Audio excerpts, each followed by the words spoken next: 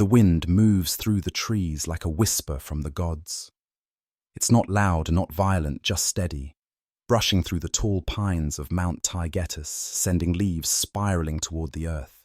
You sit on a stone outside your home barefoot, the cool night air wrapping around your skin like an old memory. Tomorrow, you leave Sparta, and everything feels heavier tonight than it ever has before. The village is quiet.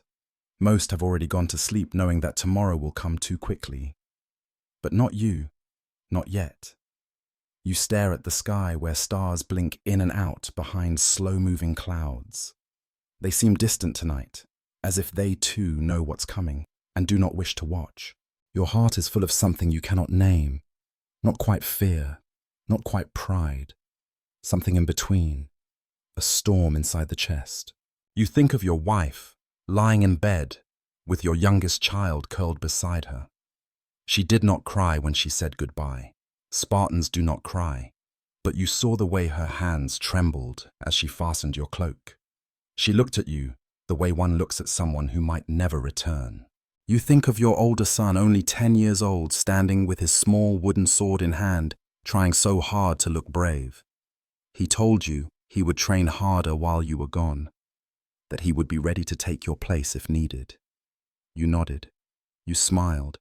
But inside you begged the gods to let him grow up without ever having to fight. Now alone beneath the sky, you wonder if the gods are listening. You hear footsteps behind you, slow, deliberate. You don't need to turn to know who it is. Your father sits beside you, placing a worn wooden shield across your lap.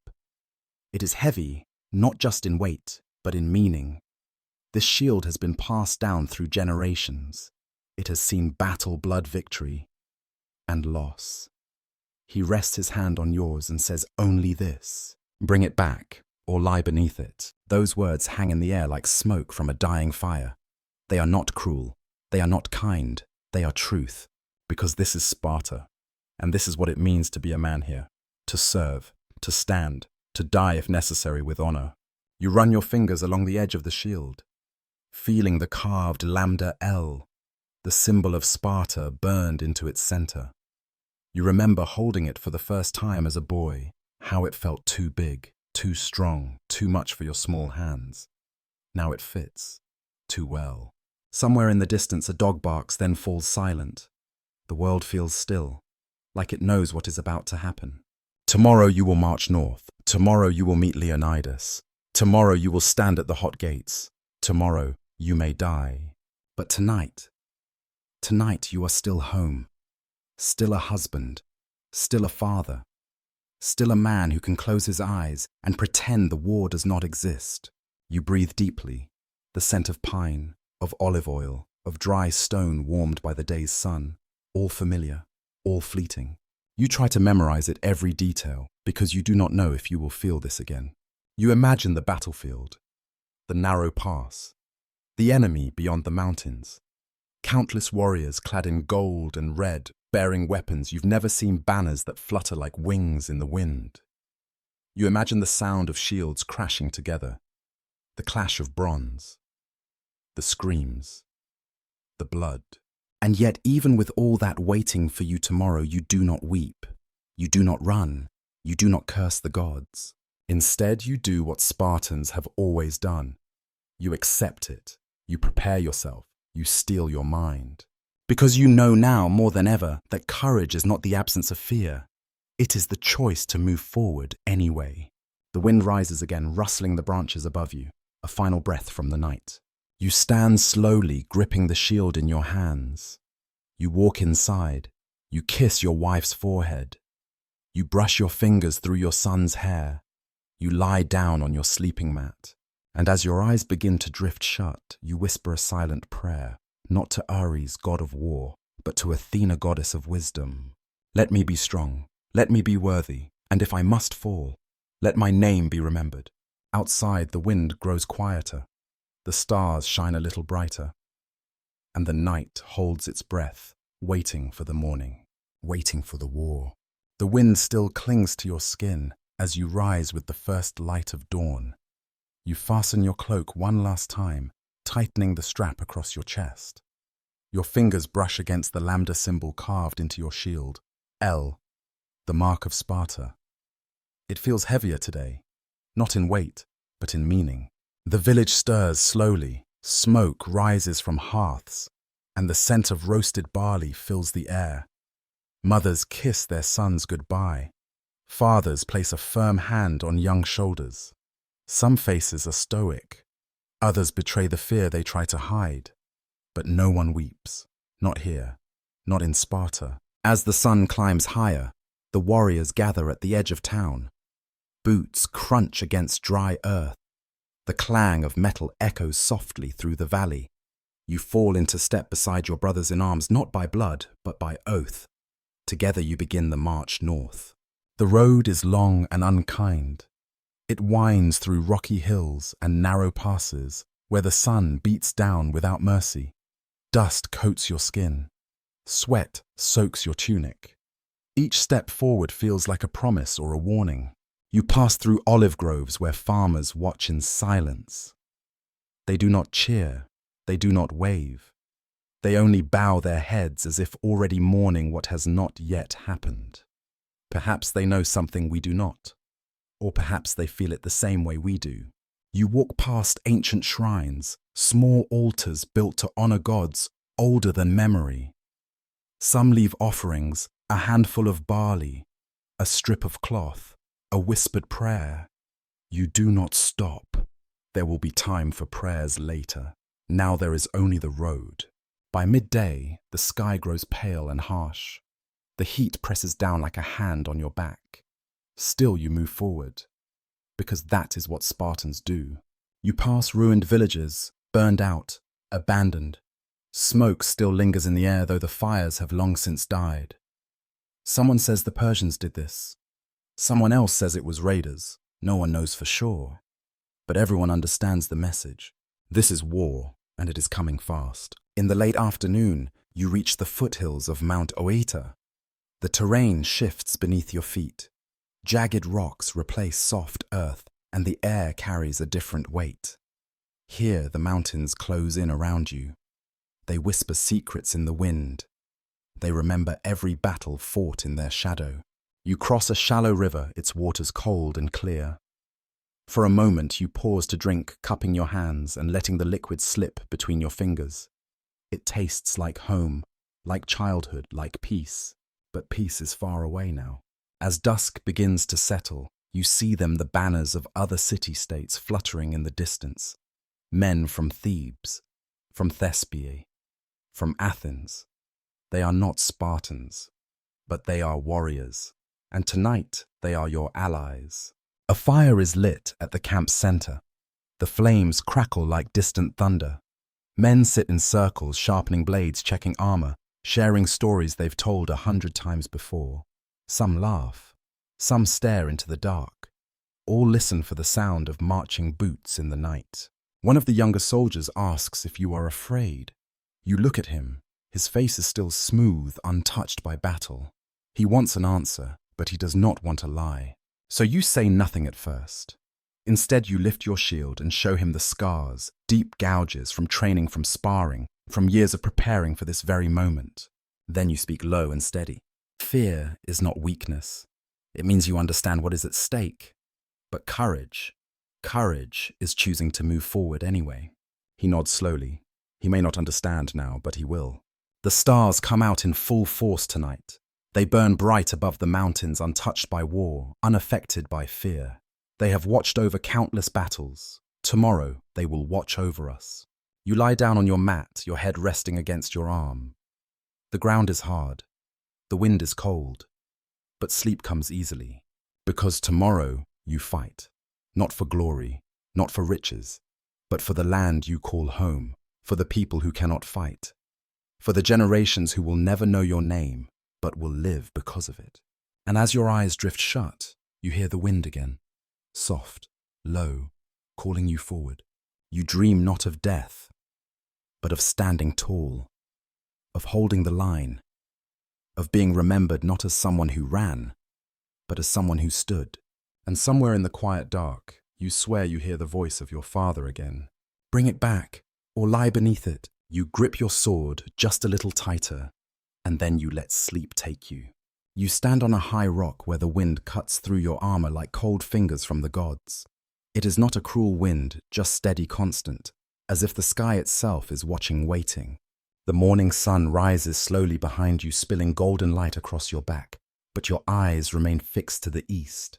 Below the sea glimmers Euboea, stretching wide and endless, its surface rippling with the soft rhythm of waves brushing against the shore. It is beautiful in a way that makes your chest ache. But beyond the sea, past the low hills that blur into the distance, something darker moves. Smoke, not rising in gentle curls from a village hearth, but thick, heavy, crawling into the sky like a living thing. They are coming. The Persian army, tens of thousands strong. A force so vast it could swallow cities, bury mountains, drown the sun. A young soldier steps beside you. He's barely more than a boy, his face still untouched by war, his hands gripping his spear too tightly, as if he fears letting go would mean losing himself. He looks at the smoke, then turns to you. "Do you think they'll stop?" he asks, voice quiet, almost hopeful. No one answers. "Because we all know the truth. They won't stop. Xerxes will not turn back, and we will not run." You don't speak right away. Instead, you let your eyes linger on the horizon, on the edge of the world where death waits patiently. You remember what your father told you before you left Sparta. Bring it back, or lie beneath it. That choice has already been made. Now there is only this place, the narrow path between mountain and sea. Thermopylae, the hot gates, the only road they can take. And we are the wall that stands before it. The boy shifts beside you uneasy. You finally speak, voice low, steady. "They will come, you say, and we will be here." He nods, though his throat tightens around the fear he tries to hide. You place a hand on his shoulder, firm grounding. You feel it now, you continue. That weight in your chest, that silence in your thoughts. He swallows hard. That is not weakness, you tell him. That is knowing what is real. He looks up at you, searching your face for reassurance. You give him none, only truth. And when they come, you say, turning fully to face him, you will find out who you truly are. He nods again, slower this time. He understands. Perhaps not yet, but soon enough. The wind rises again, carrying the scent of salt and stone, of iron and dust. You close your eyes for a moment, letting it wash over you. You think of home, of your wife's hands warm and steady as she fastened your cloak, of your son's small wooden sword held high even in silence, of olive trees swaying under the moonlight, of laughter, of peace, all distant now, all fragile. You open your eyes. The smoke grows thicker. The enemy draws closer. You tighten your grip on your shield, and you step forward. Toward the storm, toward the fire, toward history. You wake to the sound of distant horns. Not the call of peace, not the morning signal of training drills. This is different. Sharper, heavier, the war horn of a king. You sit up slowly, your body stiff from the cold earth beneath you.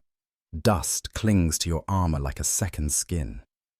Around you, warriors stir, some still lost in dreams, others already tightening their belts and checking their blades. The sky is pale grey, not yet touched by sunlight, but the day feels full, already heavy with what's coming. You rise, gripping your shield as if it might steady your heart. As you move through the camp, the air shifts. A hush spreads among the men, not out of fear, but respect. He is here. Leonidas. You see him before he sees you. Tall though not young, his beard is thick with time. His eyes are sharp like the edge of a blade that has never dulled. He walks with purpose, his steps sure as if every one of them has been chosen carefully. There is no crown on his head, no gold at his belt. Only leather, bronze, and iron. Only the weight of command. You watch as he passes. Other warriors nods to a captain, touches the shoulder of a wounded man. Pauses to speak a word to a boy, too young to be here. Then he walks toward you. Your breath catches, not in fear, but in recognition. This is the man who will lead us, who will stand where the line must hold, who will choose this death not because he must, but because he knows someone must. He stops, just beside you, doesn't speak, just looks ahead as if seeing something far beyond this place. For a moment you think he will say nothing at all. Then he turns just slightly and meets your eyes. It's not a long look, but it's enough. A nod. One warrior to another, one Spartan to another, and in that nod you understand everything.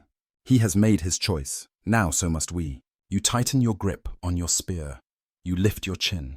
You step forward. Because today, we do not fight for victory.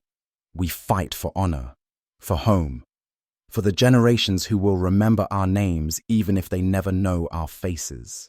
Leonidas moves on, but his presence lingers, like fire in the cold, like light before the storm. And as the sun begins to rise behind the mountains, you feel something settle deep inside you. Not fear, not hope, something steadier. Purpose. You are ready. Let the war come. The sun climbs higher as you step into the narrow pass. The wind here is different, sharper, wilder, like it has nowhere to go but through you. It howls between the towering cliffs on either side, carrying with it the scent of salt from the sea just beyond, and dust from the earth beneath your boots. This is it, the hot gates. Thermopylae. You've heard the name, whispered in training yards, spoken in hushed tones around campfires, carved into stone tablets in the temple halls. But now, standing here, nothing could have prepared you for what it truly feels like. It is small, too small for what's coming. On one side, jagged rock rises high into the sky, ancient, unmoving, indifferent to war or peace. On the other, the sea glimmers under the morning light, calm and untouched by blood.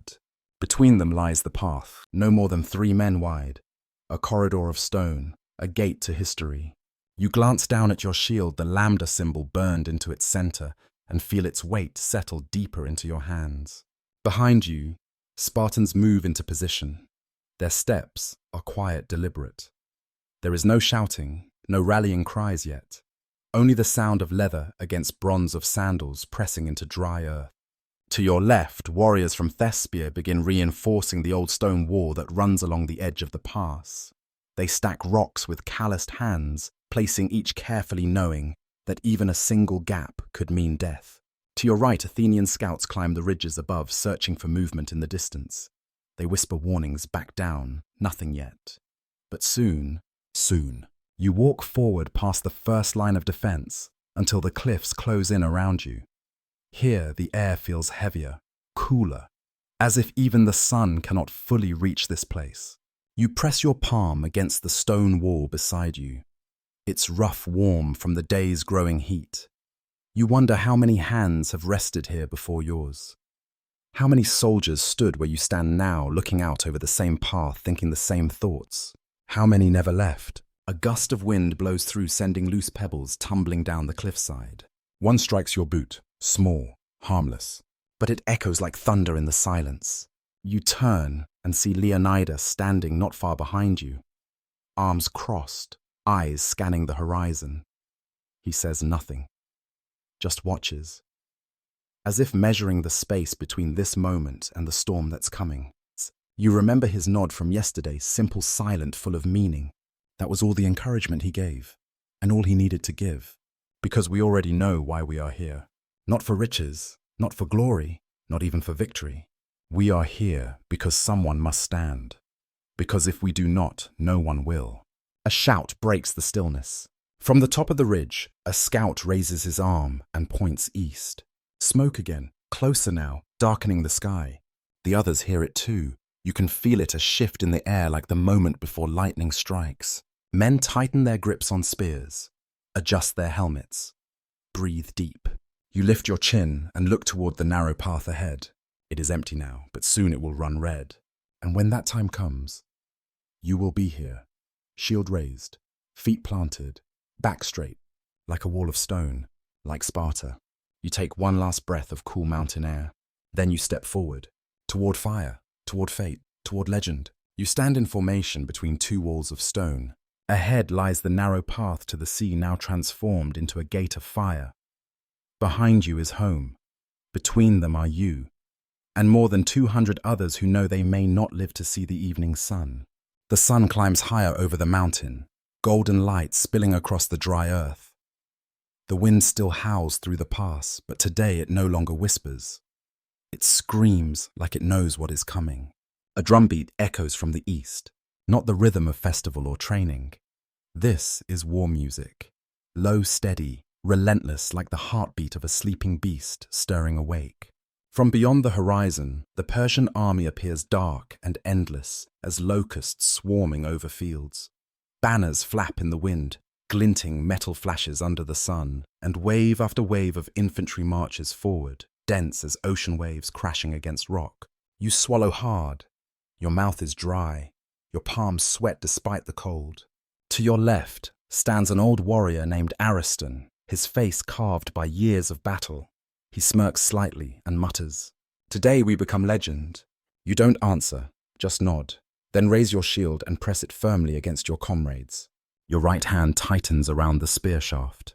A horn blares, sharp, piercing, cutting through every last thought of peace. The Persians attack. Arrows fall like rain. They descend from the sky like deadly needles striking the earth, the wood, the flesh. You hear them hit the shields, clang, clang, clang, like death knocking at the door. "Raise your shield," someone shouts. You lift your shield overhead, crouch low. Arrows strike the wood. Some bounce off others, sink deep into the gaps. Someone cries out in pain. No one stops. You glance to your right, a young soldier, barely a man, bleeding from his shoulder. He doesn't cry, doesn't scream, just breathes fast, trying to hold his place. You grit your teeth and tighten your grip on your weapon. Then comes the sound of footsteps. At first soft like a cat creeping through shadows.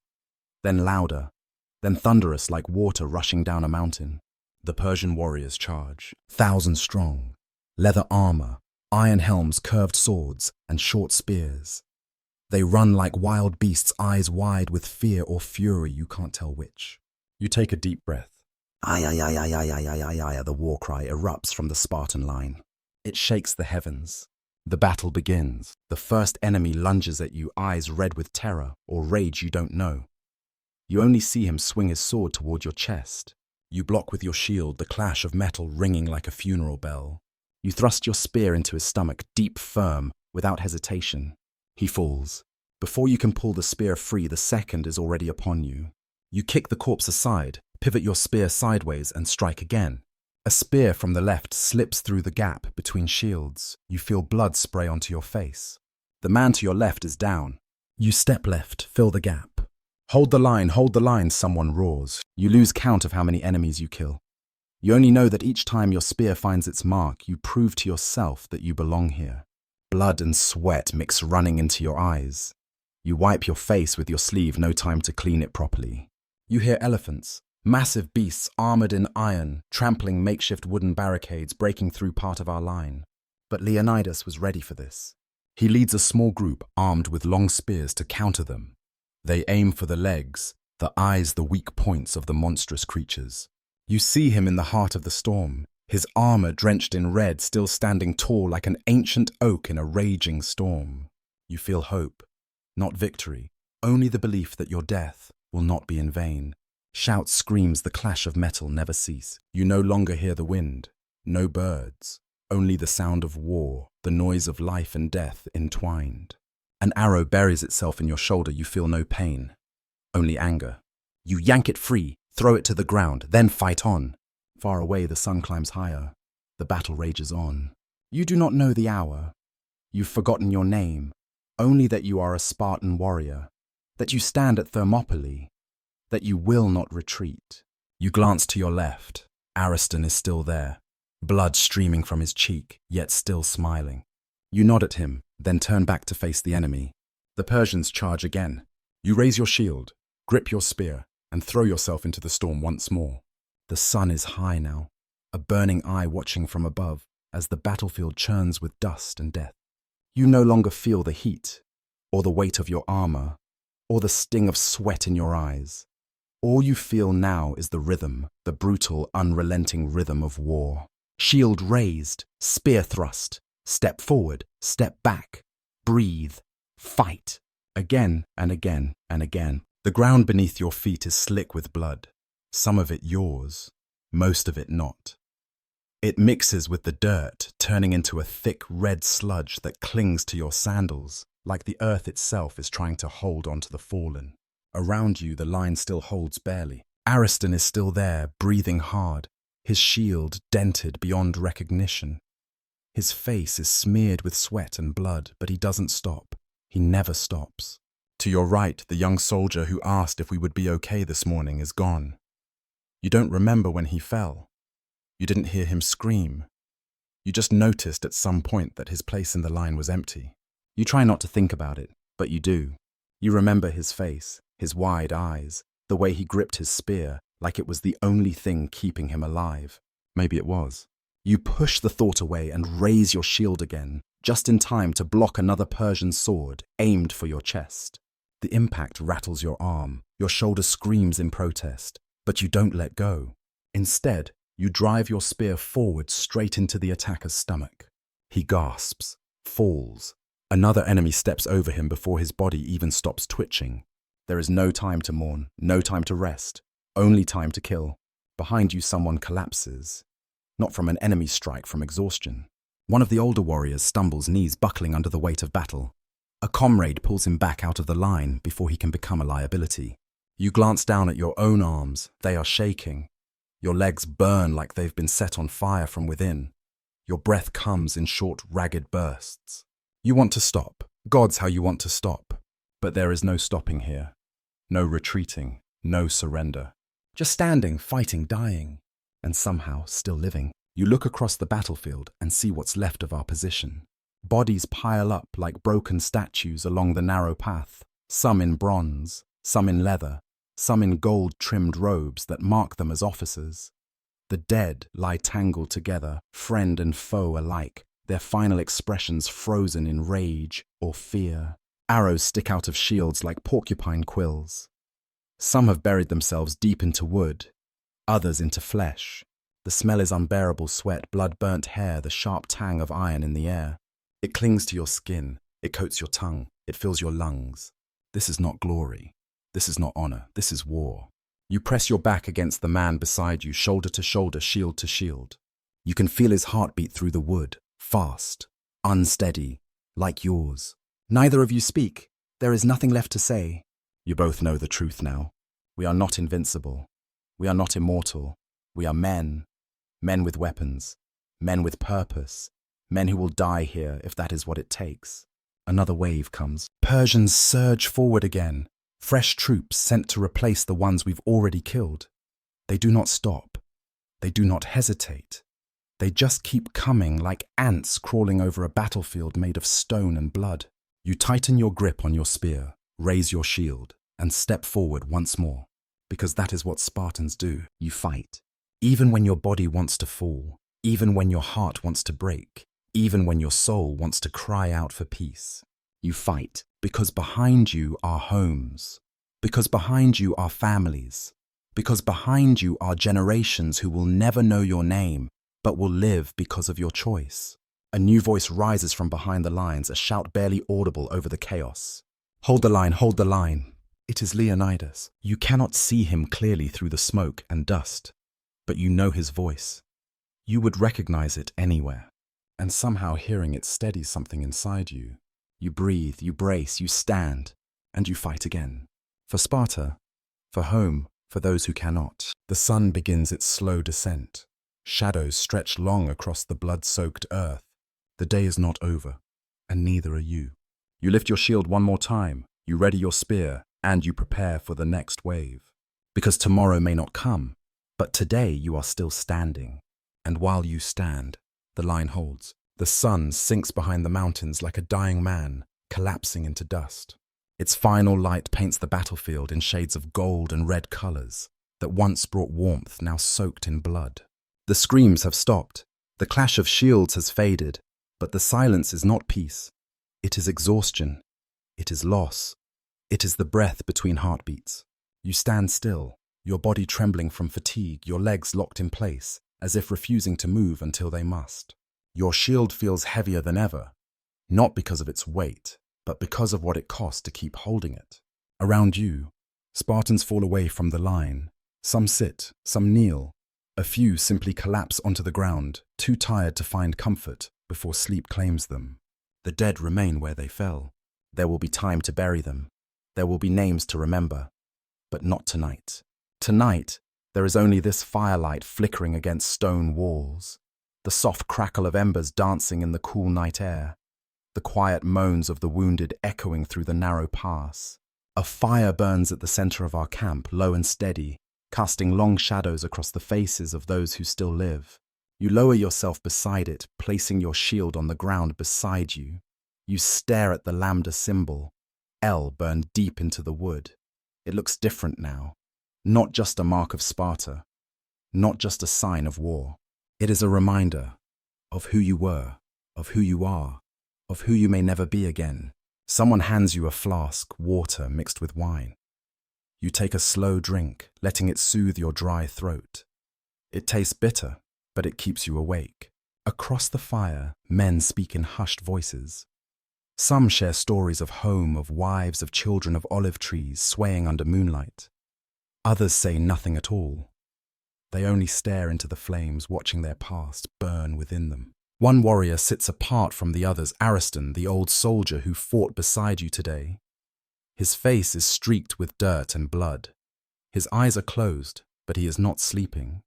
He is remembering. You want to speak to him, to ask if it gets easier, if the weight ever lessens, if tomorrow will feel any lighter than today. But you do not ask, because you already know the answer. It does not get easier, it only becomes familiar. A soft groan rises from nearby, one of the wounded. A boy no older than 16. His leg is wrapped in torn cloth soaked through with crimson. Someone presses a flask of wine to his lips.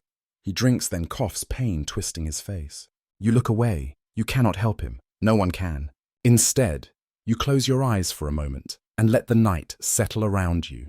The wind moves gently now, not like the whisper of gods, but like the breath of the earth itself mourning what has been lost. You hear footsteps beside you, soft, careful.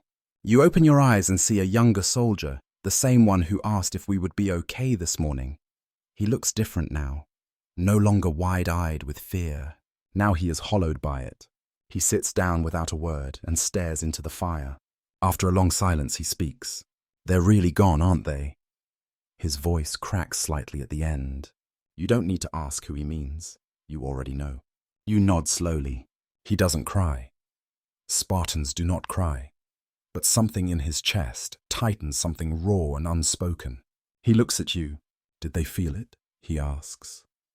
When they died, did they know what was happening? You think about the young soldier who stood beside you, who gripped his spear so tightly it left marks in his palm.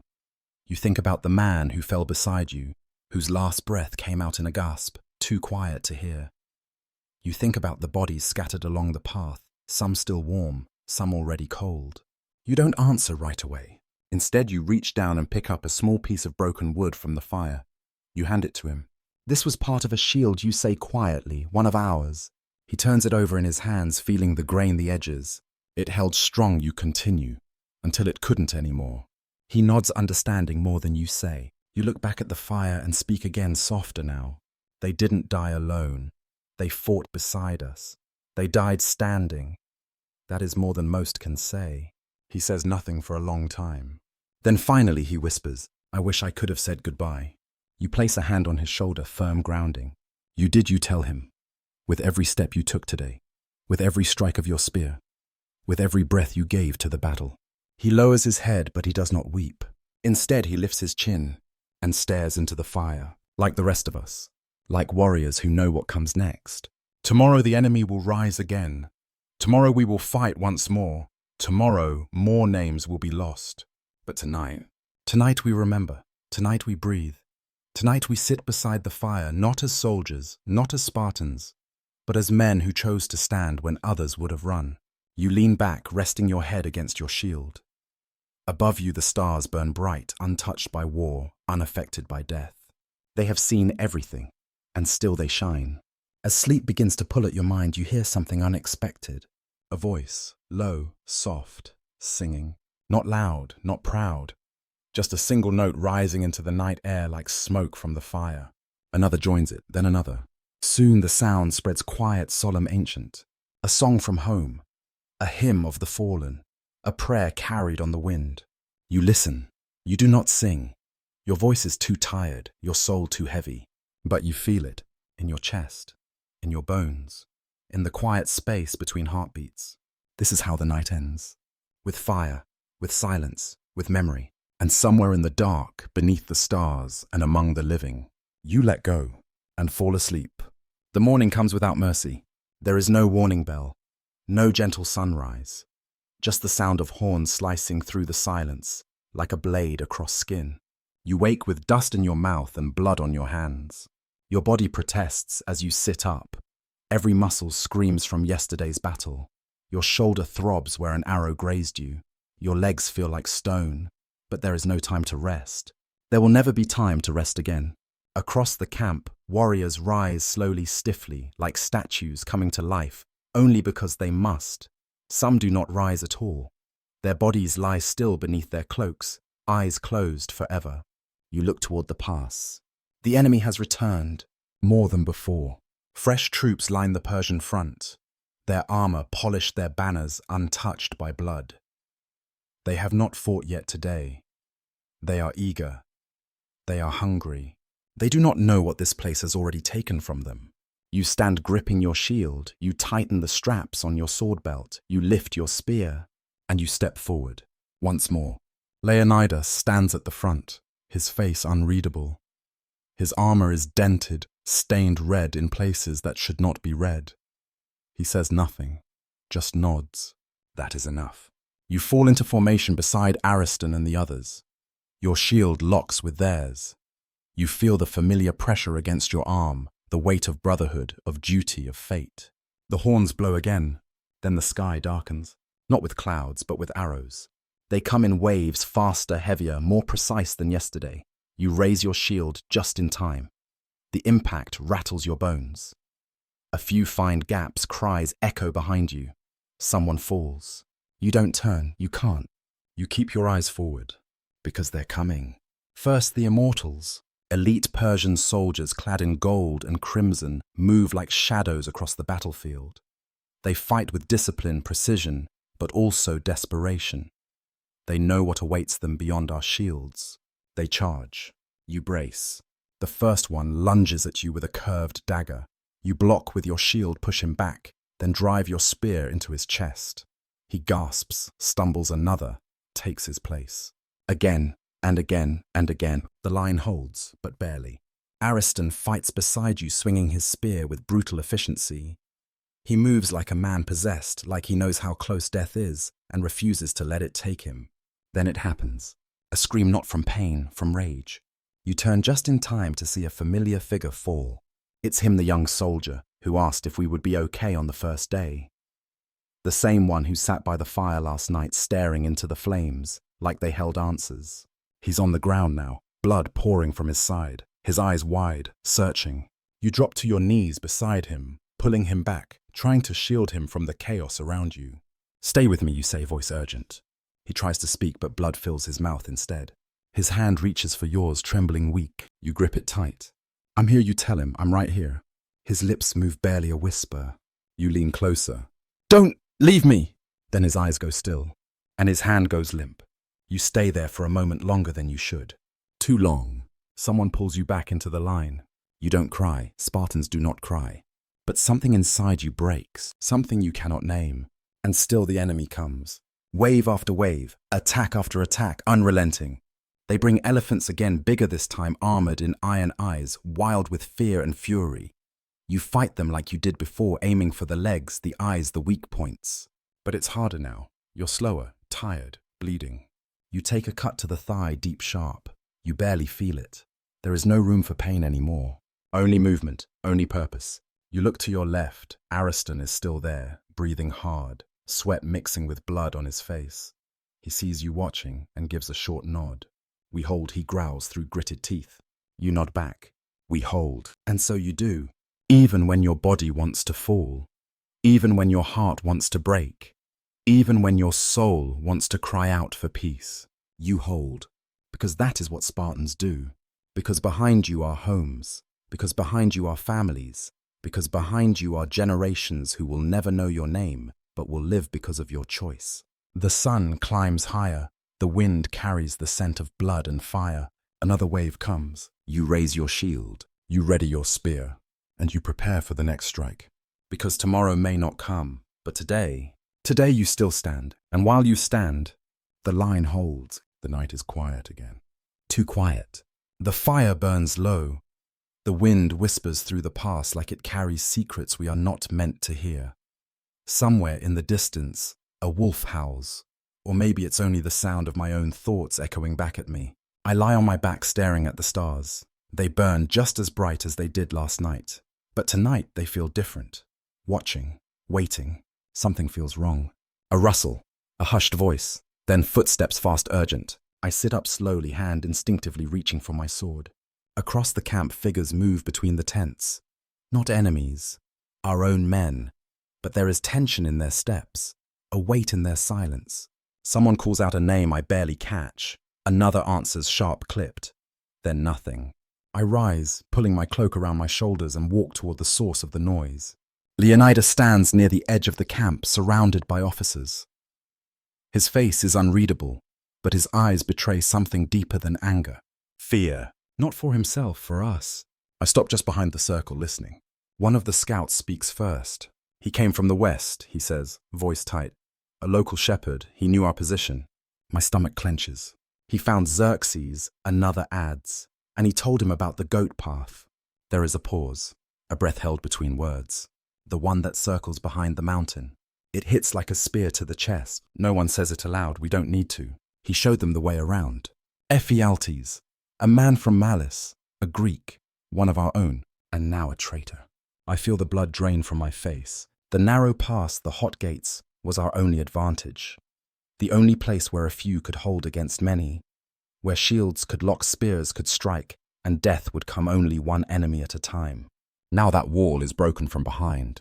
If they find the path, if they send troops through the mountains, we will be trapped, surrounded, cut down like wheat before the harvest. A heavy silence falls over the group. Leonidas does not speak at first. He only looks at the scout. Then finally, "How many?" "Hard to say," the scout replies, "but enough. That is all we need to know. Enough to end this. Enough to kill us all." I glance at Ariston beside me. His jaw is tight, his hands curled into fists. He understands what this means as well as I do. There will be no more standing, only dying. Unless we leave. But leaving is not an option. Not for Spartans. Leonidas turns to the others. "We must decide now," he says. "Do we retreat or do we stay and make our final stand?" Some murmur. Others look away. Even the bravest men hesitate when faced with death. I think of my wife, of my sons, of the life waiting for me beyond this war. And still, I already know my answer. I look at Leonidas, at the man who has led us here, who has chosen every step of this road, who has known since the beginning that this might be where it ends. He sees me watching, gives the smallest nod, as if to say, "You understand?" I do. This is not just about survival anymore. It never was. It is about legacy, about honor, about the message we send to those who come after us. Let the Persians take our lives. Let them claim this land. Let them write their names in blood across our homes. But let them also remember this, that we did not run, that we stood, that even in the face of betrayal, we did not break. A voice breaks the silence. "I will stay." It is Ariston. His voice is calm, steady, as if this was always his choice. Another follows, then another. One by one, warriors raise their voices. "I will stay. I will stay. I will stay." I take a deep breath. And then I speak. "I will stay." Leonidas watches us all, not with pride, not with sorrow, but with understanding. He nods once, and the decision is made. We will not flee. We will not abandon our post. We will fight until the end. Even if no one survives to tell the tale. Even if the only thing left of us is blood on stone. Because courage is not measured by victory. It is measured by choice. And ours is clear. Tomorrow the enemy will come from both sides, from the front, from behind. We will be surrounded, outnumbered, outmatched, but we will still stand. Because we are Spartans, because we were born for this. And because someone must remember that we did not fall, we fought, and we did not run. I return to my place by the fire, lie down, rest my head against my shield. The stars still shine above, unmoved by war, unmoved by betrayal. But I am changed, and so is tomorrow. As sleep begins to pull at my mind, I hear the wind again. Soft, low, calling me forward. Not toward fear, not toward regret. Toward fate. And somewhere in the dark, I whisper a final prayer. Not to Athena, not to Ares, to the gods of memory. Let them remember us. And then I close my eyes and wait for the morning. You wake to silence heavier than any war cry. The sky is pale, the air still. No birds call from the cliffs. No waves whisper against the distant shore. Even the wind holds its breath. Because today is not like the others. Today we decide who lives and who dies. Leonidas stands atop a broken stone at the center of our camp. His armor is dented, stained with blood that no longer belongs to just one man. His face is carved from stone and fire, unreadable but full of meaning. We gather around him, those of us who remain, not many, too few. He looks at each of us in turn as if memorizing our faces. Not because he fears forgetting, but because he knows some of us will not be here tomorrow. Then he speaks. They will come from both sides. From the front and from behind. We cannot hold this place any longer. His voice does not waver. It never does. But he continues. We can still make a difference. A pause.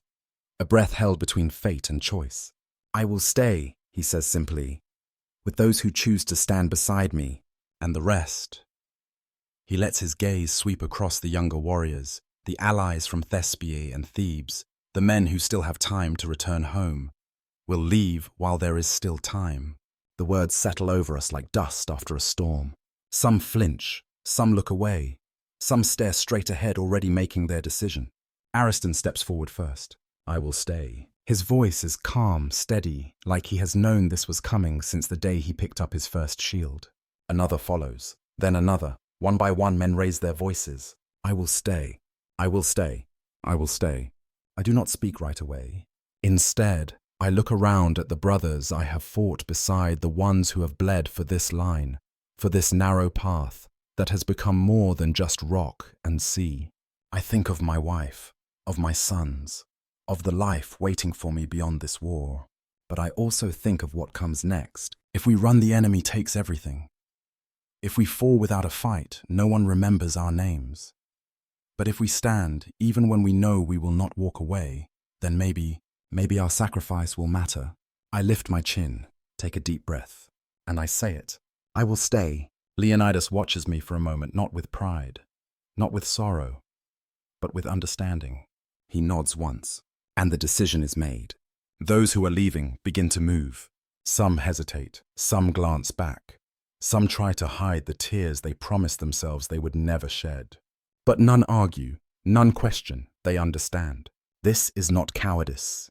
Leaving is not weakness. It is survival. It is hope. Hope that someone will carry our story forward, that someone will tell the world what happened here, that someone will remember our names. As the sun climbs higher, the camp begins to empty. Shields are lifted. Sandals press into the earth. Feet move toward safety, toward home, but not yours. You watch them go, your brothers in arms, your comrades, your friends. And then you turn, back toward the pass, back toward the fire, back toward history. Ariston walks beside you. You knew, he says quietly. You nod. I always did. He exhales through his nose, half laugh, half sigh. Good, he mutters. Neither of us should die alone. You don't answer. You don't need to. Because you both already know what comes next. The enemy will come. In numbers greater than yesterday. In strength deeper than before. They will surround us. They will crush us. They will end this. But they will not break us. Because courage is not measured by victory. It is measured by choice. And ours is clear. You tighten your grip on your spear, raise your shield, and step forward. Toward the storm, toward the fire, toward the end. Because someone must remember that we did not run. That we stood, that we fought, until the very last breath. The sun sets behind the mountains like a dying man collapsing into dust. Its last light paints the battlefield in shades of gold and red colors that once brought warmth, now soaked in blood. The screams have stopped. The clash of shields has faded. But the silence is not peace. It is exhaustion. It is loss. It is the breath between heartbeats. You stand still, your body trembling from fatigue, your legs locked in place as if refusing to move until they must. Your shield feels heavier than ever, not because of its weight, but because of what it costs to keep holding it. Around you, Spartans fall away from the line. Some sit, Some kneel. A few simply collapse onto the ground, too tired to find comfort before sleep claims them. The dead remain where they fell. There will be time to bury them. There will be names to remember.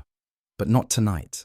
Tonight, there is only this firelight flickering against stone walls, the soft crackle of embers dancing in the cool night air, the quiet moans of the wounded echoing through the narrow pass.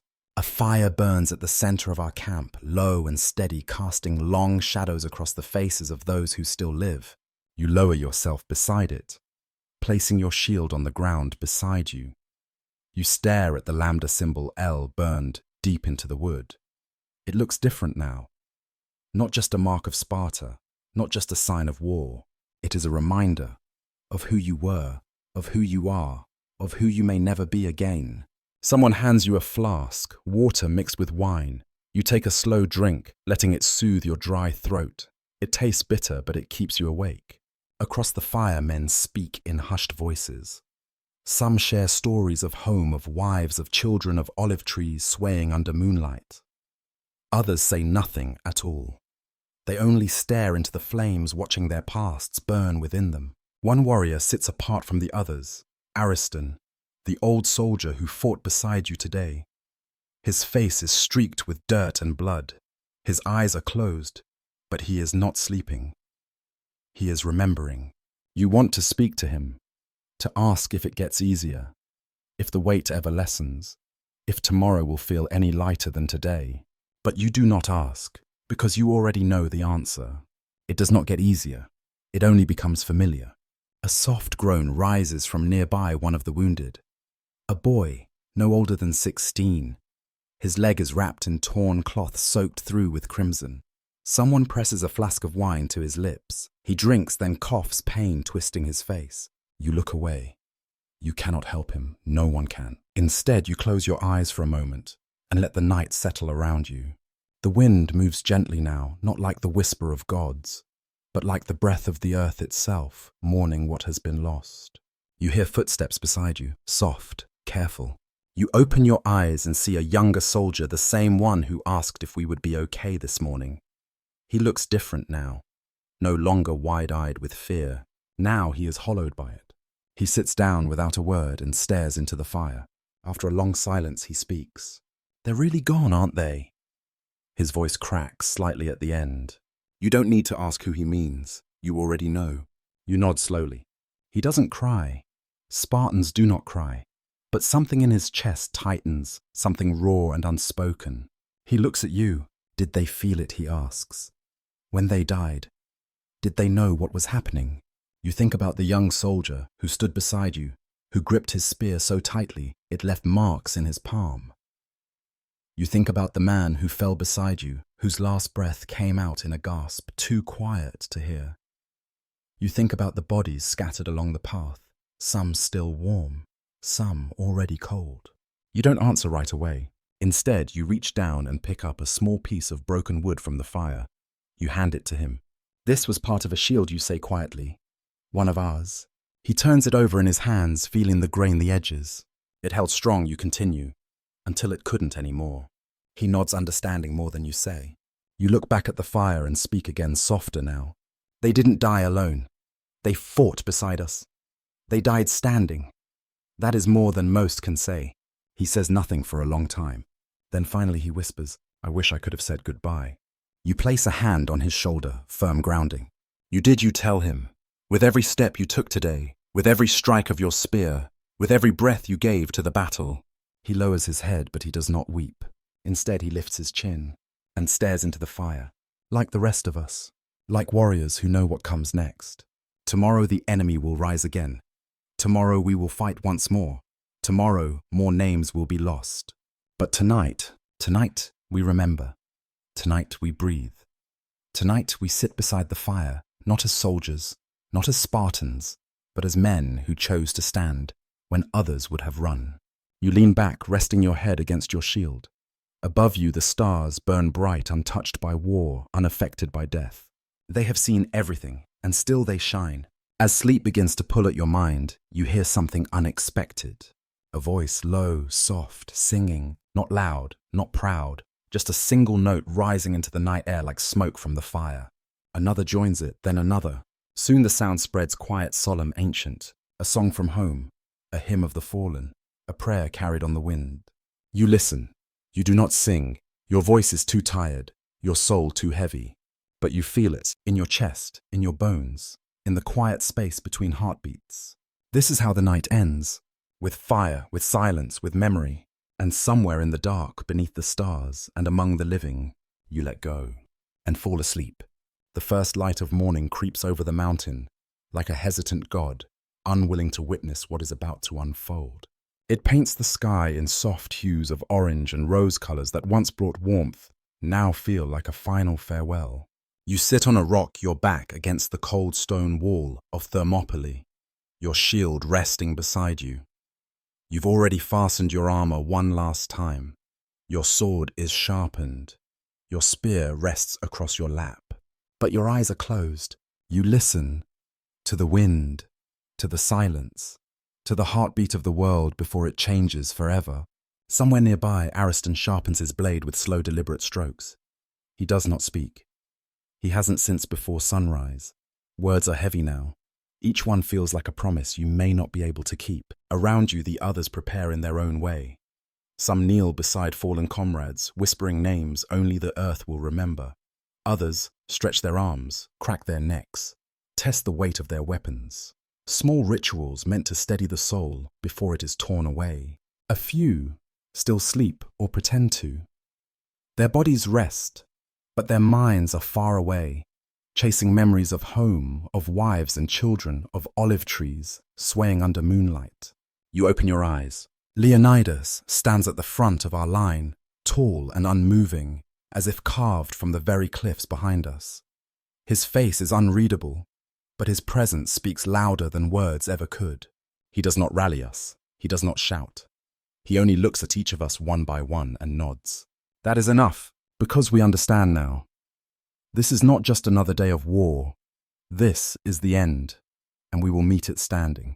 Ariston rises beside you, rolling his shoulders like he's shaking off the weight of years. Ready, he asks, voice low. You don't answer right away. Instead, you lift your shield and inspect its surface, dented, cracked, stained with blood that is no longer fresh. It has protected you through more than you can count. You run your fingers along the lambda symbol L burned into the center, the mark of Sparta, of duty, of sacrifice. You think of your son again, of the wooden sword he held so tightly, of the promise you made not to him, but to yourself, that he would never have to fight like this. You hope someone will carry that promise forward, that someone will tell him how his father stood when others ran, that someone will tell him you did not die alone. You exhale slowly, then you rise. I'm ready, you say. Ariston nods once, then falls into line beside you. The rest follow. One by one, Spartans take their place. Shields lock together, forming a wall of bronze and resolve. Spears rise like a forest of death, waiting to greet the enemy. You step into position, pressing your shoulder against the man beside you. You feel his breath shallow, controlled. He does not look at you, but he does not flinch either. No one does. Because today fear has no place among us. Only purpose remains. Above, the sky continues to brighten. Clouds drift lazily, unaware of the storm below. You close your eyes for a moment, letting the air fill your lungs one last time without the scent of blood. You remember the night before the fire, the silence, the song carried on the wind. You remember the boy who asked if the dead felt it when they fell. You wonder if you'll feel it when your turn comes. Will it hurt? Will it be quick? Will you even know when it happens? You do not fear death itself. You fear not being there for those who need you. You fear leaving something unfinished. You fear being forgotten. But most of all, you fear failing those who believed in you. You open your eyes. Leonidas walks past the line, his steps slow measured. He pauses beside you just long enough to meet your gaze. There is no command, no speech, just a nod, a silent acknowledgement, a final blessing. You return it not with pride, not with joy, but with understanding. He moves on, but the weight of his presence lingers. A horn sounds in the distance. Not ours, theirs. The Persians are coming. A hush spreads through the ranks. No one speaks. No one moves. You tighten your grip on your spear. You raise your shield, you plant your feet, and you wait. From beyond the narrow path, dust begins to rise. A cloud of movement, of boots striking stone, of banners fluttering in the morning breeze. They come in waves, more than yesterday, more than any day before. Gold gleams in the sunlight. Banners flap like wings of eagles circling prey. Elephants bellow their armored bodies, casting long shadows on the ground. They come from both sides now, front and rear, surrounded, outnumbered, outmatched, but not broken. You breathe deep, grounding yourself in this moment, in this place, in this truth. You chose this. You knew what was coming. And still you stand. Behind you the sea glimmers under the morning sun. It stretches wide and endless, untouched by war. In front of you death approaches with golden blades and red-stained spears. You do not move. You do not tremble. You do not close your eyes. You only brace yourself. Ariston shifts beside you, tightening his grip on his spear. Tell me, he murmurs, if you see them before I do. You know what he means. The gods, the spirits of the fallen, the ones who watch from above. If there is anything beyond this life, if there is anyone waiting, you do not answer out loud. You only nod. Because maybe, just maybe, they are watching. Maybe they will remember us. Another horn sounds closer this time, louder, sharper. The line ahead begins to chant low at first, then rising like thunder rolling across the mountains. The war cry echoes off the cliffs, sending birds flying from the trees. It is not just a sound, it is a declaration, a warning, a promise. We are here. We are Spartans. We will not fall easily. You join them not because you must, but because you want to. Your voice rises with theirs, raw and unshaken.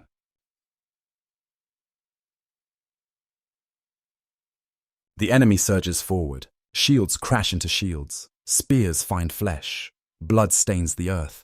And you step forward, toward fire, toward fate, toward history. Because today you do not fight for victory. You fight for honor, for home, for those who cannot. And because someone must remember that you did not run, that you stood, that you fought until the very last breath. The war cry fades into the wind like smoke from a dying fire. But it does not matter, because now there is only movement, only blood, only death. They come at us from both sides, front and rear, like the tide crashing against stone. The immortals strike first gold-clad warriors with curved swords and eyes filled with fury. They do not hesitate. They do not fear us. Not anymore. I raise my shield just in time to block a blade aimed for my throat. The impact rattles my bones. I shove back hard and drive my spear into the attacker's chest. He gasps, falls. Another takes his place. There is no pause, no breath, no mercy. To my left, Ariston fights like a man possessed. His spear moves fast, striking deep, pulling back, striking again. He grins through the blood on his face, not in cruelty, but in defiance. This is how we die, and we will make them remember it. A roar erupts behind me, Leonidas. He leads our final stand, swinging his sword with brutal efficiency. Blood stains his armor red. Dust covers his face. But he still stands, still fights, still leads. I turn, just in time to see an enemy leap over the fallen bodies, dagger raised high. I barely manage to raise my shield before the blow lands. Metal cracks against wood. I twist, using my weight to throw him off balance, then drive my knee into his stomach. He falls. I do not watch him die. There is no time. More come. Wave after wave, attack after attack, like the sea against the cliffs, relentless, endless. Our line holds barely, shields locked together, forming a wall of bronze and bone. Spears thrust forward, finding flesh, drawing blood, slowing the enemy down. But they keep coming. Always more. One breaks through. A Persian soldier lunges at me with a short sword aiming for my side where my armor is cracked. I pivot, twisting my body just enough to avoid the worst of the strike. The blade glances off my ribs, pain flaring like fire beneath my skin. I do not stop. Instead, I grab his wrist and twist, hard. He cries out surprise, turning to agony as I snap the bone with my bare hands. Then I drive my spear into his gut. He collapses. I step over him. My legs burn. My arms shake. My breath comes in short, ragged bursts. But I do not fall. Not yet. To my right, a Spartan goes down young, barely a man. A spear jabs into his thigh and he stumbles. Before he can rise, 2 enemies are on him. I move without thinking. I slam my shield into one, knocking him backward. Then I swing my spear sideways, catching the second across the face. He reels away, blood pouring from his nose. But it is too late. The boy is already gone. I stare at him for a moment too long. Someone grabs my arm. Ariston, move, he shouts. I obey. We fall back slightly, adjusting our formation. Our line bends but does not break. For now, the elephants charge again, bigger this time. Their tusks wrapped in iron, their eyes wild with fear and rage. Their feet shake the ground as they thunder toward us. Leonidas sees them coming, so do we all. He raises his sword high above his head, a signal, a command, a final act of defiance. We meet them head on. Some target the legs. Some aim for the eyes.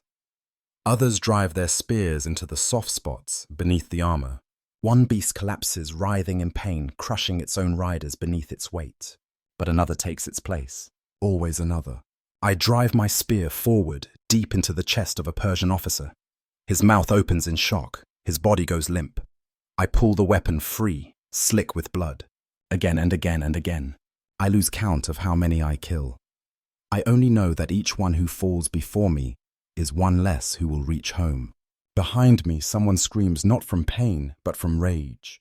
A Thespian warrior bleeding from his shoulder drives his sword into an enemy's neck with such force that the blade gets stuck. He abandons it, grabs another, fights on. I fight beside him, side by side, shoulder to shoulder. We are not Spartans. We are not gods. We are men. But today we are enough. The sun climbs higher, casting golden light over the battlefield. It should be warm. It should bring life. Instead, it shines on death. Bodies pile up around me, some in bronze, some in leather, some in robes stitched with gold. They lie tangled together, friend and foe alike, their final expressions frozen in rage or fear. Blood drips from my brow into my eyes. My vision blurs. I wipe it away with the back of my hand, but it does not help. There is too much. Too much blood, too much loss, too much pain. I look to my left. Ariston is still there, breathing hard, sweat mixing with blood on his face. He sees me watching and gives a short nod. We hold, he growls through gritted teeth. I nod back. We hold, and so we do. Even when my body wants to fall. Even when my heart wants to break. Even when my soul wants to cry out for peace. I hold, because that is what Spartans do. Because behind me are homes. Because behind me are families. Because behind me are generations who will never know my name, but will live because of my choice. An arrow strikes my leg deep sharp. I feel it, but I do not stop. I pull it free with shaking fingers and throw it aside. I do not have time to bleed. Another enemy charges, younger than me, barely a boy. His face twists with fear and desperation. He swings wildly, trying to survive. I do not hesitate. I do not pity. I kill him, just like the others. Just like I will kill the next. A voice rises above the chaos, Leonidas. His battle cry cuts through the noise, like thunder rolling across the sky. I find him through the dust and smoke, standing tall, even as 3 enemies surround him. He fights like a storm given human form. Sword flashes, blood sprays, enemies fall. But they keep coming. They always do. One drives a spear into Leonidas' side. He does not cry out. He does not stumble. He only turns slowly and looks at me. His eyes burn with something deeper than anger, deeper than pride. Understanding, he knows what is coming. He has known since the beginning. He nods once, then he turns back to the enemy and keeps fighting. I want to go to him. I want to stand beside him until the end, but I cannot, because they are everywhere. From the front, from behind, from both sides. Surrounded, outnumbered, outmatched, but not broken. I lift my shield, raise my spear, and push forward. Toward the storm, toward the fire, toward fate. Someone strikes my shield hard enough to send a shockwave through my arm. I stagger, but do not fall. I lash out, my spear finds its mark. The enemy drops. Another steps forward, then another. I kill them both, then a third, and a fourth, until my arms burn, until my lungs scream for air, until my vision swims with exhaustion. And still I do not stop. I think of my wife, of my sons, of the life waiting for me beyond this war. And I fight for them, even if I will never return to them, even if they will never hear my name again. I fight. Because courage is not measured by victory, it is measured by choice. And mine is clear. I will not run. I will not fall. I will stand until the very last breath. Another enemy lunges. I raise my shield too slow. The blade catches my side, slicing through cloth and skin. I grunt not from pain, but from anger. I kick the attacker away, stumble, regain my footing. My blood paints the ground beneath me. I do not care. I lift my spear and fight again. Ariston falls beside me, not dead, not yet. He clutches his side, gritting his teeth against the pain. I kneel beside him. I'll get you out, I say. He laughs low and bitter. You're lying, he rasps. I do not deny it. Instead, I grip his shoulder. You fought well, I tell him. You stood. He closes his eyes for a moment. Then he speaks, voice weak but steady. Tell them. His lips move, but no sound comes. I lean closer. Tell them I did not run. I nod. I will. He exhales one last time. Then his body stills. I stay there for a heartbeat longer than I should. Then I rise, and I fight again. The enemy surges forward. I raise my shield. I ready my spear, and I prepare for the next strike, because tomorrow may not come. But today I still stand. And while I stand, the line holds. The world is quieter now, not silent, but softer, like a song fading into the wind. Your breath comes in short, ragged bursts. Each one feels like pulling air through sand. Your lungs burn, your chest tightens. But you do not stop trying. You are still here, still alive, for now. Around you, the battle rages on shields. Crash, spears find flesh blood, stains the earth. But it all feels distant, as if happening in another life, like watching a storm from behind a window of glass. You blink slowly, your vision blurs at the edges. The sky above is painted in orange and red, not just from the setting sun, but from fire. Smoke rises from the battlefield, curling into the heavens like prayers we never spoke aloud. You try to move your arm, it does not obey. You look down, your shield lies beside you, shattered along its edge. A deep gash splits the lambda symbol in two. It has protected you longer than you thought possible. You try to lift it, your fingers twitch, then fall still. A voice calls your name. Or maybe it's only the wind. Maybe it's only memory. You turn your head slowly toward the sound. Leonidas. He still stands, somehow. Despite the wounds, despite the weight of the world pressing down on his shoulders, he still fights. His sword arcs through the air like lightning, cutting down enemy after enemy. But they keep coming. Always more. You want to call out to him. To tell him you're still here. To say that you did not run. That you stood. But your throat is full of blood. Your mouth refuses to form words. Instead, you close your eyes for a moment, just a moment, and you remember. You remember home, the scent of olive trees after rain, the warmth of your wife's hand in yours, the laughter of your sons chasing each other through the courtyard. You remember the night before you left, sitting beneath the stars, feeling the weight of duty settle over you like a second skin. You remember your father's voice, low and steady. Bring it back, or lie beneath it. You did not bring it back. But you did not let it fall either. You fought, you stood, you held the line, even when no one else could. A sharp pain stabs through your side, deeper this time. You cough, and something warm spills from your lips. You do not wipe it away. There is no point anymore. You try to move again just an inch, just enough to remind yourself that you are still part of this world. Your body refuses. It knows what you are only beginning to accept. This is it. The end. You feel the cold creeping in, slow, patient. Not cruel at all. It is almost gentle. You welcome it. You think of your son again, of his small wooden sword, of the way he tried so hard to look brave. You hope someone will tell him what kind of man his father was. That I did not run. That I did not fall easily. That I gave everything even when I knew I would never return to hold him again. Tears well in your eyes, not for yourself. For him, for her, for all the tomorrows you will miss. You hear footsteps nearby, soft, uneven. Someone kneels beside you. Ariston. No. His face is younger, his hands shake. The boy who asked if the dead felt it when they fell. Now he understands. He places a hand on your shoulder, firm grounding. You're still with us, he whispers. You want to answer, to thank him, to tell him to be strong. But your tongue is too heavy. your throat too full of silence.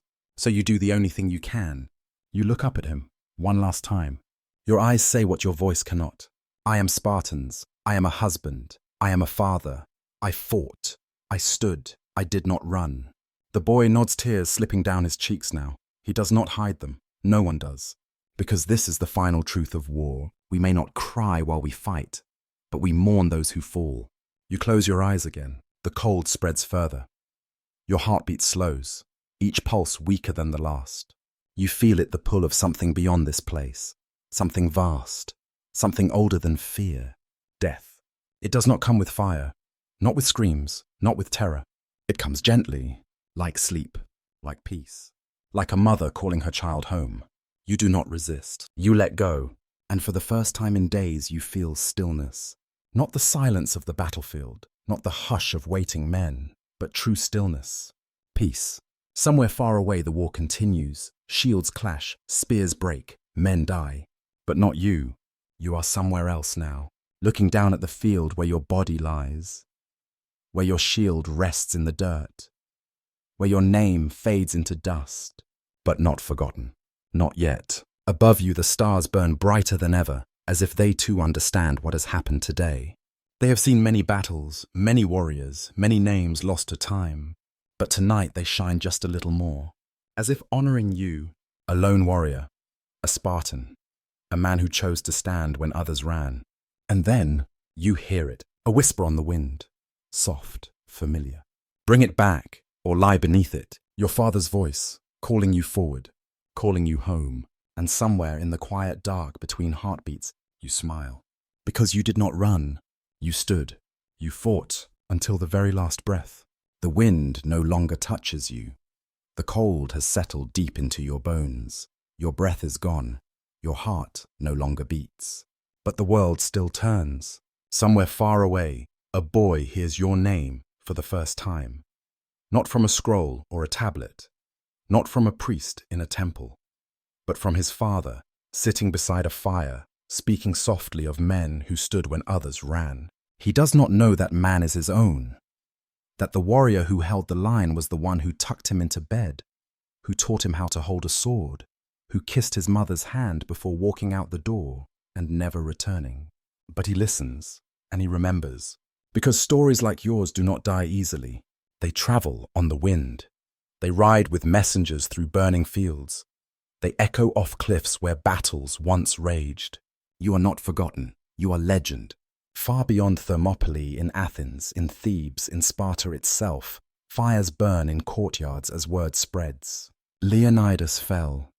The Spartans held the pass. They died, but did not run. At first the news brings sorrow. Mothers weep. Wives turn their faces toward the mountains, searching for something they cannot find. Fathers sit in silence, thinking of sons who will never return. But then comes something else, something stronger than grief, hope. Because if 300 could stand against 10,000, if one king could choose death over surrender, then maybe, just maybe, there is still a chance. In the days that follow, the enemy advances. Xerxes takes the pass. He walks among our fallen, gazing at the bodies that refuse to break. But even he knows what he has seen, what he cannot understand, what no empire can erase. We may have lost this place, but we did not give it up. And that changes everything. News spreads like wildfire across Greece. The Persians are coming, but so is resistance. At Plataea, soldiers tighten their grips on spears, remembering what they heard. At Salamis, sailors raise their sails with new purpose. In Sparta, young boys train harder eyes, burning with the names they hope to carry. Yours is among them. You were only one man, one soldier, one life among many. But now you are more. You are proof. That courage does not always mean victory. That honor does not always mean survival. That standing firm, even in the face of death, can change the course of history. A statue rises in your honor, not because you won, but because you did not fall alone. Because you gave everything. Because someone had to show what it meant to fight, not for land or gold, but for home, but for stone carves your image helmet, raised shield at your side, spear pointing forward. No crown, no riches, only the armor of a warrior. And beneath it an inscription: "Go tell the Spartans, stranger passing by, that here obedient to their laws we lie." It is not written for the living. It is written for those who forget too quickly, for those who need to be reminded again and again what sacrifice truly means. Time passes, empires rise and fall, wars come and go, but your story remains. Generations later, children hear your name in school halls, etched into stone tablets, and whispered by old teachers who speak of Thermopylae like it happened yesterday. They learn about strategy, about terrain, about the narrow pass where few held back many. But some, the ones who listen closely, hear something deeper. They hear the sound of shields locking together. They feel the weight of a decision made in the dark. They understand why we fought, not because we believed we would win, but because we believed someone had to try. Even now, thousands of years later, your voice echoes in places you never knew existed. In books filled with dust and wisdom, in films that bring your battle to life on glowing screens, in quiet rooms where people close their eyes and dream of standing tall, of holding the line, of being remembered not for what you took, but for what you gave. And somewhere in the hush of night, a child lies awake, staring at the stars. His father reads to him about a king, about warriors, about a pass between mountain and sea. The boy closes his eyes, imagining himself there, not as a conqueror, not as a god, but as a man. One who chose to stand, one who did not run, one who lived and died with honor. And in that moment you live again. Not in body, not in voice, but in memory, and that is enough. Because courage is not measured by how long you live.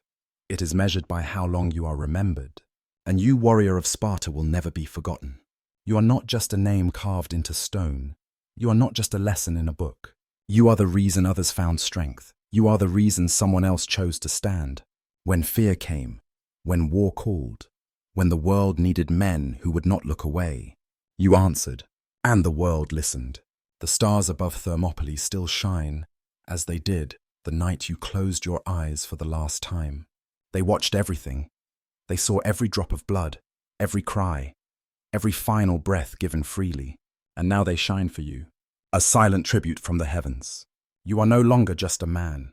You are myth. You are truth. You are history. And you are sleep. Because tonight, like every night, someone lies down in peace and dreams of you. Dreams of the hot gates, of the clang of bronze, of the roar of defiance, of the man who stood and made the world remember. And in that dream, you are alive again, shield raised, spear ready, feet planted, still fighting, still standing, still remembered. The world has gone quiet now. Not the silence of peace, not the hush of sleep, but the silence that follows a storm when the wind has passed, the fire has burned out, and only ashes remain. You lie on the battlefield, your body still warm, but your spirit already drifting. Above you the sky stretches wide and endless, untouched by war, unaffected by death. The stars burn as they always have, distant, eternal watching. And maybe, just maybe, they are not the only ones watching. You feel it now, the pull of something beyond flesh and steel. A gentle hand, unseen but real, guiding you away from the blood-soaked earth. Athena, Ares, or perhaps the spirits of those who came before. Whoever it is, they do not speak, they only lead. You look down one last time. There you are, the man you were. Your shield lies cracked beside you, the lambda symbol split in two. Your spear is broken. Your armor is stained red with more than just your own blood. Around you, the bodies of friend and foe alike litter the ground like fallen leaves after a storm. Leonidas is not far away, his sword still clutched in one hand, his eyes open, staring at the sky, as if searching for an answer he will never receive. Ariston lies nearby, his face frozen in quiet defiance, even in death. Others surround you, warriors from Thespiae, Thebes, Sparta. Men who chose to stand, men who chose to fight, men who chose to die rather than run. And somewhere deep within the fabric of time, the gods bear witness. You hear whispers on the wind, not voices, but echoes. Prayers spoken long ago. Hymns sung under moonlight, promises made over altars of stone and flame. Let them be remembered. Let their names live on. Let their courage echo through the ages. Perhaps the gods did not intervene. Perhaps they watched in silence, unwilling or unable to change what had already been written. But you do not resent them, because courage was never about divine favor. It was about choice, about standing firm when no one else would, about knowing that your name might fade, but your act would not. You feel yourself rising, not with your legs, not with your arms, but with something deeper, something older than fear, older than time. You see the battlefield from above now, the narrow pass where you stood, the sea glimmering beyond it, the banners of Xerxes fluttering in the morning wind. And you understand. This place will become legend, not because we won, but because we did not fall easily, because we held the line even when we knew we could not hold it forever. You remember the words of the boy who knelt beside you as you lay dying. He said nothing, only nodded, only understood. And now you wonder, does he tell his sons about this day? Does he raise his own child with the same lessons? Does he still carry your memory like a torch in the dark? You hope so, because legacy is not built in victory. It is built in sacrifice, in the moments when men choose honor over life, when they stand not because they believe they will win, but because they believe someone must. You drift higher. The mountain fades beneath you. The battlefield becomes smaller, but the meaning grows. Across Greece, the story spreads like wildfire. At Plataea, soldiers tighten their grips on their spears, whispering your name like a prayer. At Salamis, sailors raise their sails with new resolve, remembering what you gave. In Sparta, boys train harder, eyes burning with the weight of your example. You are no longer just a man. You are myth. You are truth. You are history. And history remembers. In temples carved into the hills in the flickering glow of oil lamps, the priests speak of Thermopylae. They say Athena stood beside us, that she walked among our ranks unseen but ever present, that Ares himself watched with silent respect as we refused to break. You do not know if that is true. You only know that you fought. You only know that you stood. And that was enough. You see them now, the people who lived because of what you did. Families who fled before the Persian tide. Children who grew up without seeing fire touch their homes. Mothers who held their sons close, unaware of the price paid for their safety. They do not know your name, but they live because of it. And that is honor. Time moves forward like a river, washing away cities, empires, even memories. But not yours. Generations later, in dusty halls of learning, children sit in rows, eyes wide with awe as old teachers speak of the hot gates. 300 Spartans, they say, against 10,000 Persians. They knew they would die, but they still stood. Some listen for strategy, for tactics, for the lessons of terrain and warfare. But others, the dreamers, the believers, the ones who feel more than they understand, hear something deeper. They hear the sound of shields locking together. They feel the weight of duty pressing against young shoulders. They taste the dust of the battlefield in their mouths. And they know. You did not fight for glory. You did not die for gold. You stood because someone had to, because someone always must. Even now, thousands of years later, your voice lingers in places you never knew existed. In books filled with dust and wisdom. In films that bring your battle to life on glowing screens. In quiet rooms where people close their eyes and dream of standing tall, of holding the line, of being remembered not for what you took, but for what you gave. And somewhere in the hush of night, a child lies awake staring at the stars. His father reads to him about a king, about warriors, about a pass between mountain and sea. The boy closes his eyes, imagining himself there, not as a conqueror, not as a god, but as a man, one who chose to stand. One who did not run, one who lived and died with honor. And in that moment, you live again, not in body, not in voice, but in memory. And that is enough. Because courage is not measured by how long you live. It is measured by how long you are remembered. And you, warrior of Sparta, will never be forgotten. You are not just a name carved into stone. You are not just a lesson in a book. You are the reason others found strength. You are the reason someone else chose to stand. When fear came, when war called, when the world needed men who would not look away, you answered, and the world listened. The stars above Thermopylae still shine as they did the night you closed your eyes for the last time. They watched everything. They saw every drop of blood, every cry, every final breath given freely. And now they shine for you, a silent tribute from the heavens. You are no longer just a man. You are myth. You are truth. You are history. And you are sleep. Because tonight, like every night, someone lies down in peace and dreams of you.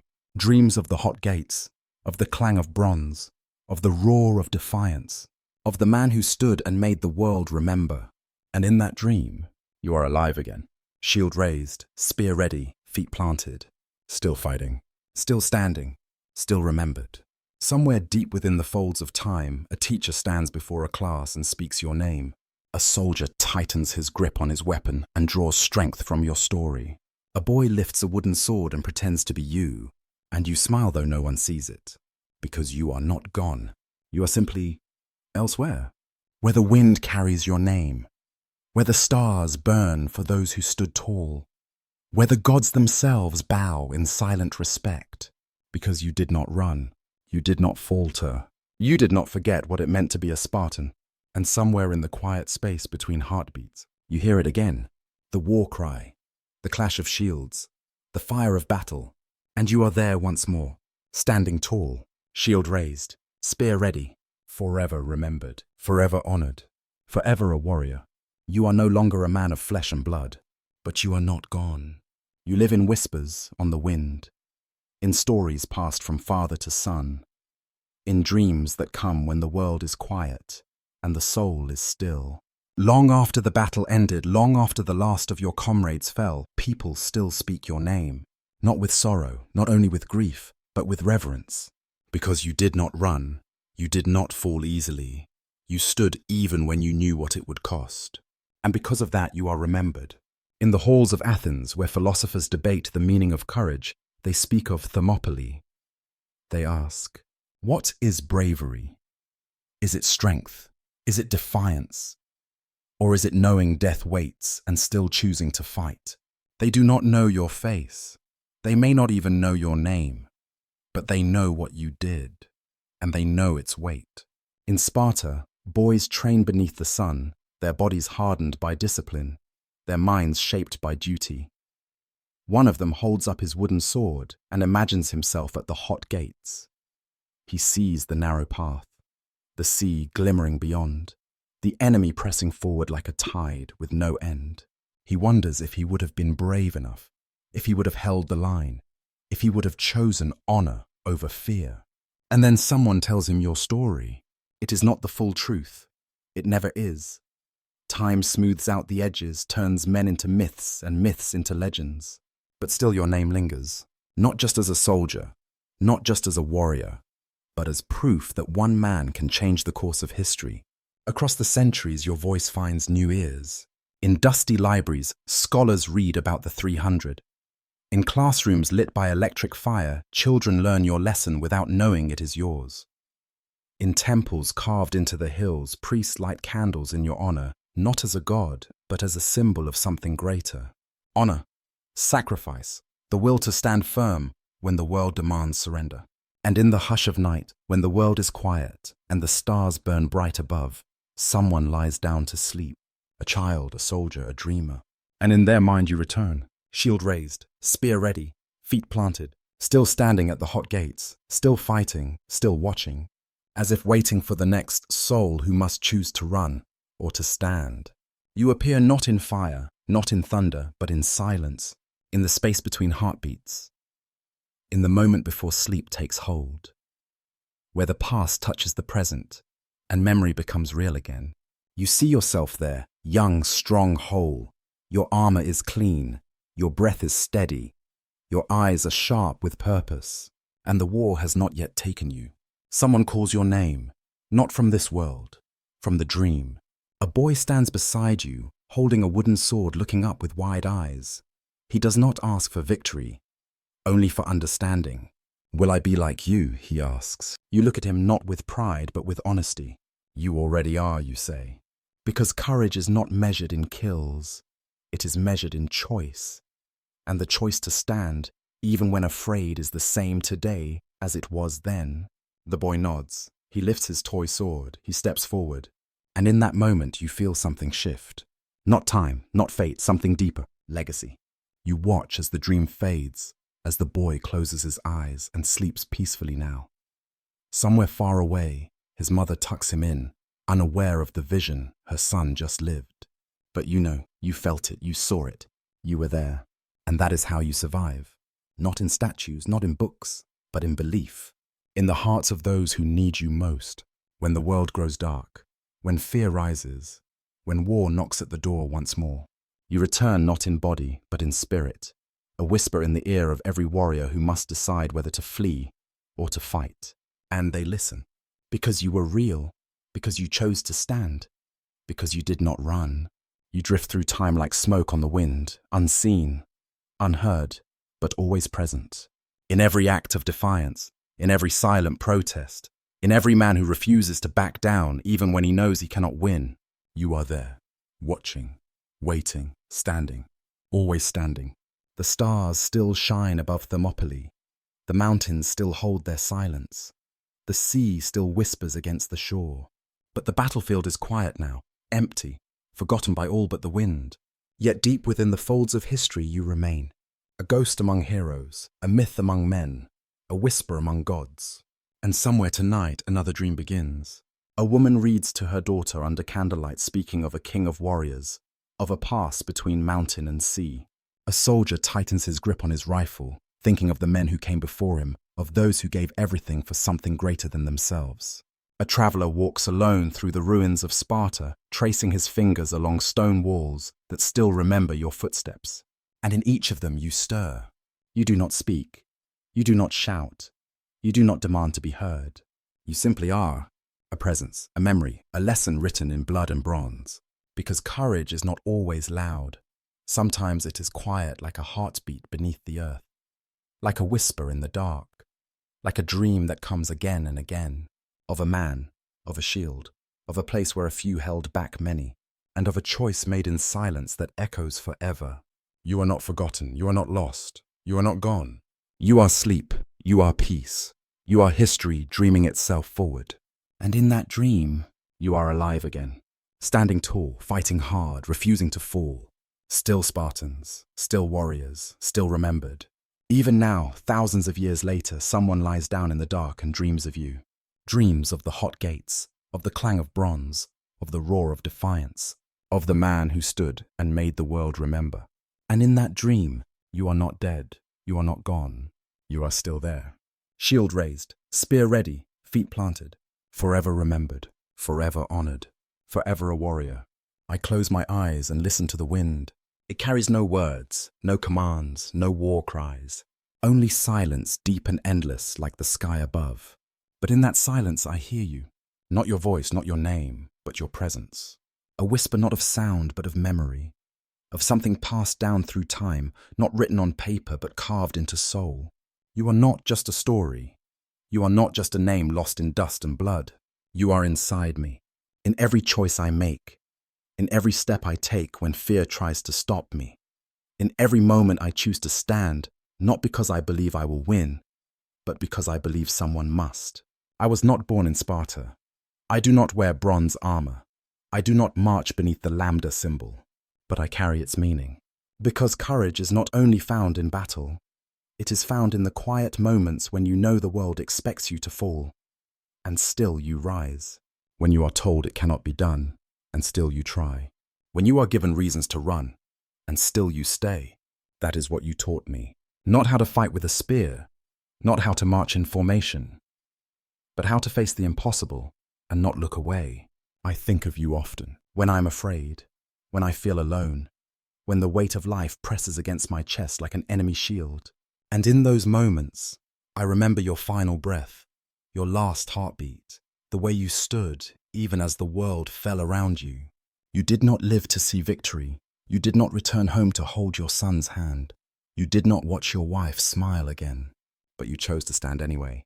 And because of that, I stand now, not on the battlefield, not among warriors, but in my own life where battles are quieter, but no less real, where enemies wear faces of doubt, fear, and failure, where courage is measured not by spears thrown, but by choices made in silence. and I owe that strength to you. Because somewhere long ago, someone like me heard your name, felt the echo of your footsteps, saw the fire in your eyes, and they remembered. They carried your spirit forward, not in armor, but in heart, not in weapons, but in will, not in history books alone, but in the quiet places where true legacy lives. You are not just a warrior who died at Thermopylae. You are a lesson, a myth, a mirror held up to every man who has ever doubted himself.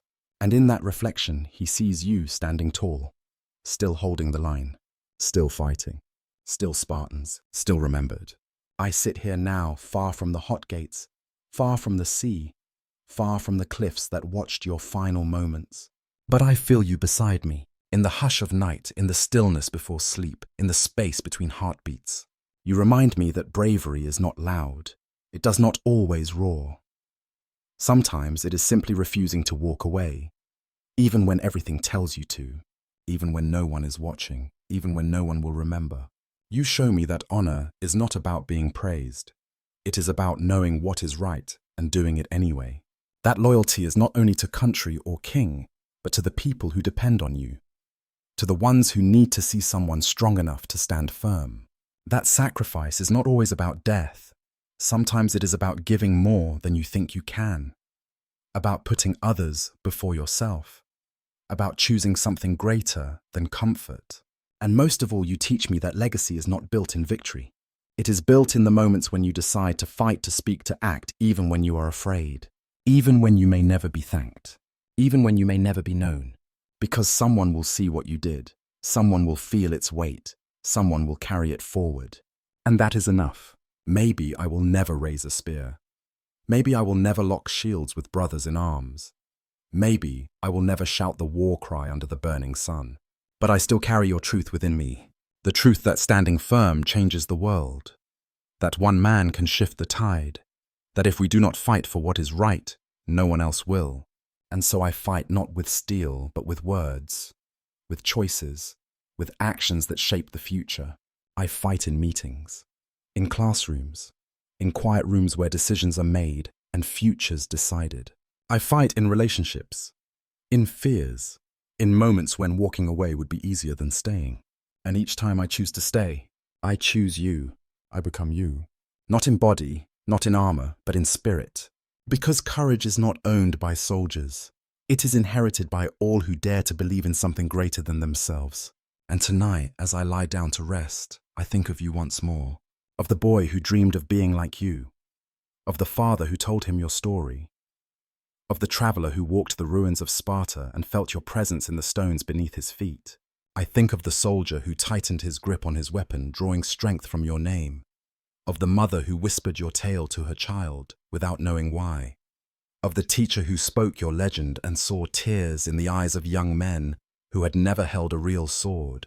You live in them. You live in me. And you live in the dreamer who lies awake at night staring at the stars, wondering if he will be brave enough when his time comes. He does not know, but he hopes. And maybe that is enough. Because hope is the first step toward courage. And courage is the first step toward change. You did not change the world with victory. You changed it by standing firm when others ran. By choosing duty over fear. By choosing honor over survival. By choosing to fight even when you knew you could not win. And because of that, you became more than a man, more than a soldier, more than a name carved into stone. You became a part of us. A part of every person who has ever been asked to do something hard, who has ever faced something terrifying, who has ever chosen to move forward not because they were fearless, but because they refused to let fear decide their fate. And now as I drift towards sleep, I hear your voice again, not in words, not in dreams, but in the quiet spaces of my mind, reminding me that courage is not about winning. It is about trying, about believing, about refusing to give up even when everything tells you to. You are not gone. You are not forgotten. You are not only history. You are now. You are tomorrow. You are the reason someone still believes in standing tall. And as I close my eyes, I say your name one last time, not as a stranger, not as a hero from the past, but as a part of me. Because you are not just a warrior of Sparta. You are the fire in the heart of every man who chooses to stand when the world needs it most. And in that fire, You burn forever. Not in death, not in glory, but in memory, in meaning, in myth, and in me. Because tonight, like every night, someone lies down in peace and dreams of you. Dreams of the hot gates, of the clang of bronze, of the roar of defiance, of the man who stood and made the world remember. And in that dream, you are alive again. Shield raised, spear ready, feet planted, still fighting, still standing, still remembered. Forever Spartans, forever warriors, forever legends, forever me. Because you are not only in the past, you are in the present, in the choices we make, in the lines we draw in the sand, and in the silent promise we all carry. I will not run. I will not fall easily. I will stand, even if I am alone, even if no one sees, even if no one remembers. And in that promise, you live. Because you are not just a name. You are not just a date. You are not just a lesson in a book. You are the reason someone else found the strength to stand. When fear came, when war called, when the world needed men who would not look away, you answered. And the world listened. And still it listens. Because the storm still comes, the enemy still rises, the narrow path still waits, and someone must still stand. So tonight I dream of you, and tomorrow I wake and become you. Because courage is not owned by the dead. It is borrowed by the living. And you gave it to me. You were not just a name lost to time. You were not just a face in the storm. You were there at the hot gates, at Thermopylae, where a few stood against many, where fear met duty, where history was written in blood and bronze. You walked the narrow path with shield raised and spear ready. You fought beneath the burning sun and slept beside the dying fire. You saw brothers fall. You heard the war cry echo off the cliffs. You knew what awaited you, and still you did not turn away. Because courage is not the absence of fear. It is the choice to stand anyway. You did not live to return home. You did not see your son grow into a man. You did not feel your wife's hand in yours one last time. But you stood. And because of that, others stood after you. Through centuries, your story traveled like wind through olive trees, quiet, unseen, but always present. In every statue raised in your honor, in every child who dreams of warriors, in every soul who must decide to run or to fight. You are not gone. You are sleep. You are myth. You are memory. And tonight someone lies down in peace and dreams of you. Dreams of the clang of shields, of the roar of defiance, of the man who stood and made the world remember. And in that dream, you are alive again. Shield raised, spear ready, feet planted. Still Spartans, still warriors, still remembered. Forever.